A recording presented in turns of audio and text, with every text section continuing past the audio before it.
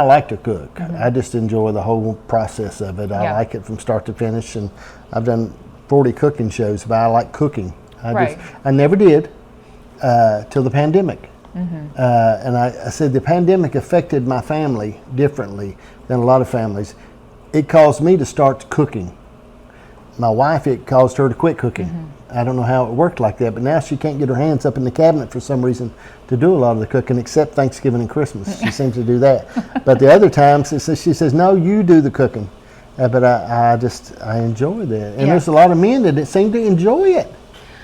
You know, I enjoy it more when I can have my children in the kitchen with me. Right. And I have a tiny little kitchen. It's not very big. Right. And so they'll be spread out. There will be a kid sitting on the countertop and a kid sitting on the trash can and a kid, just hovering. I wish that I had a kitchen with one of those islands with the bar stools and the countertop where everybody could hang out in the kitchen while you cook. Yeah, you know, we live in a little house. My house is a little over 800 square feet, but everybody comes to eat at my house.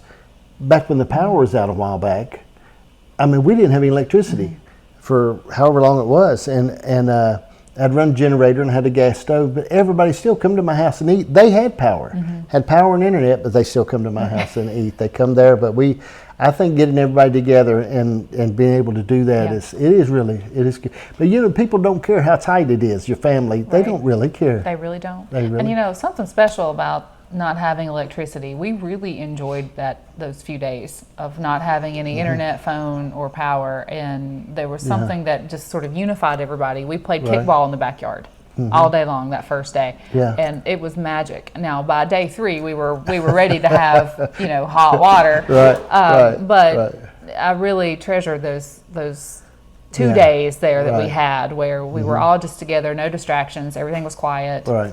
You didn't have to worry about somebody being here and somebody being there. Everybody was under one roof. It sort of gave you an excuse to do that. You know what I mean? It gave you a reason when other times you were thinking other stuff you needed to do. That's right. You were forced to slow down. Right. No distractions, no social media. We didn't have internet, so everybody was together, truly together and present. You know, I hooked up my generator, hooked up my power units to internet. My camper was in the driveway, and I kept water and everything in it. We took hot showers, and it really wasn't that big of an inconvenience for us. I was glad when it came back on. Don't get me wrong, but I was tickled to death when it did come back on. But it does make you step back just a little bit, and but like you said, our nature, we don't want to step back for long, but we do step back for a little while. Right. All right, so that's very important. Now, here's one. Are you a creature of habit? I don't think so. I'm pretty spontaneous. Okay. And it works for me. I don't think I have many habits. Well, that's really strange. I don't know many people not like that. But you're not as old as a lot of people I talk to. Okay. I mean, as creatures of habit, we have habits and things that we do specifically. I mean, I've got so crazy now.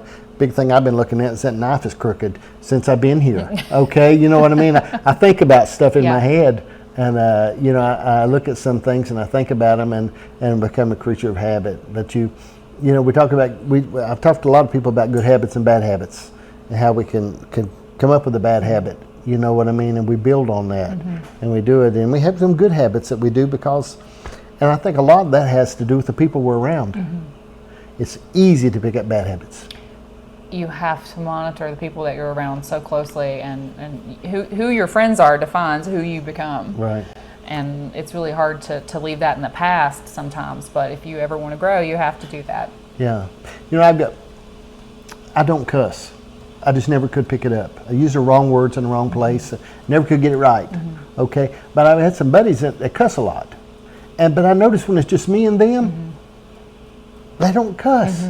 But if they get around one of the other ones and he says something, then they both are blanking this and blanking that, blanking. And I said, I'm looking at it and I'm thinking, you wasn't using that language a few minutes ago. Right. But it's like you pick up and it starts taking off. It's so, I've always said, if you just focus on the people you're around, the rest of it will take care of itself. That's right.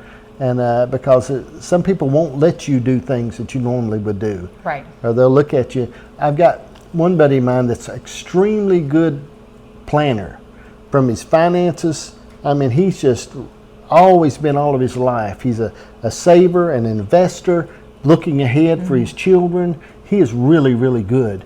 He's my good friend. I'm completely the opposite, okay? I mean, when I would get enough room on my credit card, I'd go on vacation, okay? If I had a little money in my pocket, I'd take the kids and we would do something. You know, and I laughed, me and him talked the other day, because when I talk to him about the way I am, I can see his blood pressure go up. Yes. But I love him, and we talk all the time, and we go and we laugh because we're so different. Right. And I really like the way he is. I enjoy it. And I told him, I said, we need people like you in the world that are not like me. We need those people that plan and look ahead. For the balance. Yeah. Yes. Yeah, and that's, I tell him all the time, I'm so glad he ain't like me. I mean, I just think it's so, all right, so let's talk about this subject. Let's talk about money. Okay. Okay? I talk a lot about the difference between being rich and being wealthy. Okay? But when we talk about money, in order to do what you've done with your life, you seem like I mean, by the world standard, I know we're both extremely wealthy and successful. Okay? Because there's a world out there that's in trouble. But when you look at your life and you think you're an entrepreneur, you work on things, but see, there's some keys that you have applied and principles that you've applied through this process. It's not willy-nilly. So there's people out there that got a payday or work all the time, but they never can seem to get ahead. Okay? But I believe it's because they don't apply the same principles that people like you have applied to their life. Does that make sense? I know that's a lot, but I mean, I think that when we look at it, what are some principles that you have applied that you could say, this is what I think will help you? I don't think that the principles I've applied would always be necessarily a sure thing. I've leveraged a lot of debt to get where I am, and I've made that work, and I have taken a lot of risks, and I have a really strong will. I've been very determined to see all of those ventures through, Right. and that has probably been the key to my success, is just sheer determination and grit. Yeah. I will not let it fail. Ambition. Right, ambition. Yes, that's right. Yeah. I mean, when I think of what you're doing, it's that you got to be ambitious Right. to do that. I have a problem saying no to some of those things, and so now I'm trying to learn how to do that and pick and choose what is the right fit. What is the right fit for me, and not overwhelming myself. Right. I found myself with too many things on my plate that I have been determined to be successful, and so I'm at the point now where I can't continue to do that, and I have to, in fact, offload some of that if I want to grow what I know in my heart and go in the direction that I know I need to be going. I have to offload some of this responsibility and some of these businesses, and then it'll be an opportunity for someone else. Right. Yeah. My son got me one time, and I'm real bad. He said, Dad, he was taking some classes talking about business.